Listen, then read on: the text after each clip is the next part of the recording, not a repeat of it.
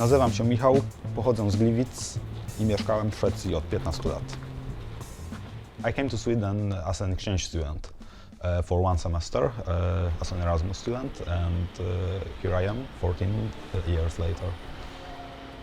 I remember the exact day, almost minute by minute, driving to the airport, flying in here.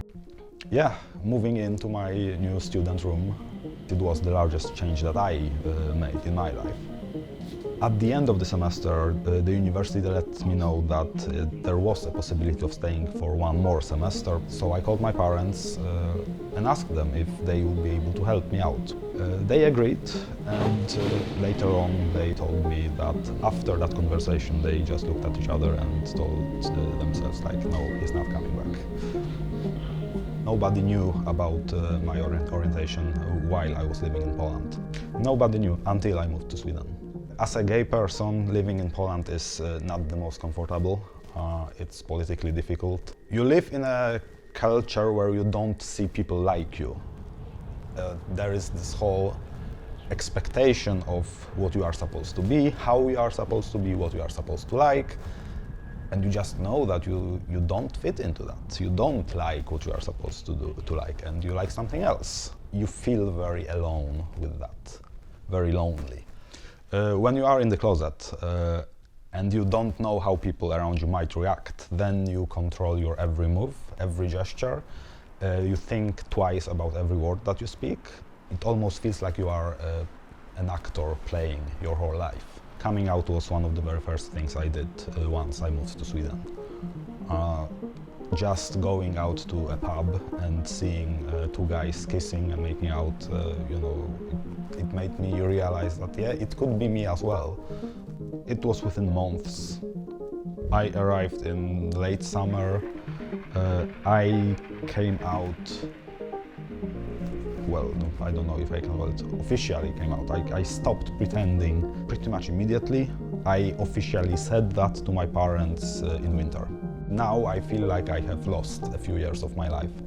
After coming out, it feels like you kind of discover yourself again. Once you finally let go, then you can finally see who you are, and yeah, you meet yourself in a way.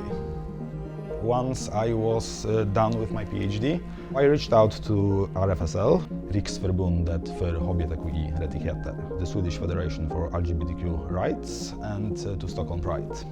I have been treasurer in RFSL for 2 years, vice president of the Stockholm Pride for 3 years.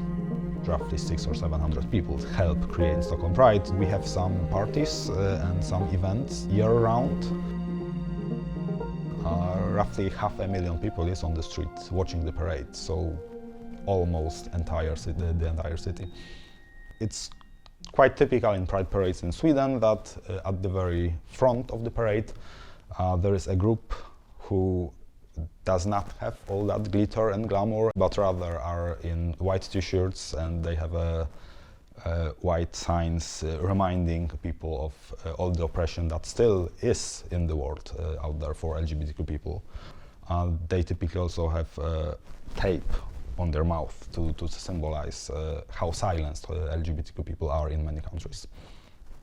People are, when they come to watch the Pride parades, when they see this silent group all in white, first they are a bit disoriented, and then they realize what it is, and they show a lot of support and a lot of love. As an immigrant, I got a chance to live my life to the fullest here. I felt very lonely for a very long time. In Stockholm Pride, you find a community, and that is a very powerful feeling as well. So I am very happy that I can contribute to creating that community, and I'm very happy that I can give back to this society. It brings me a lot of satisfaction.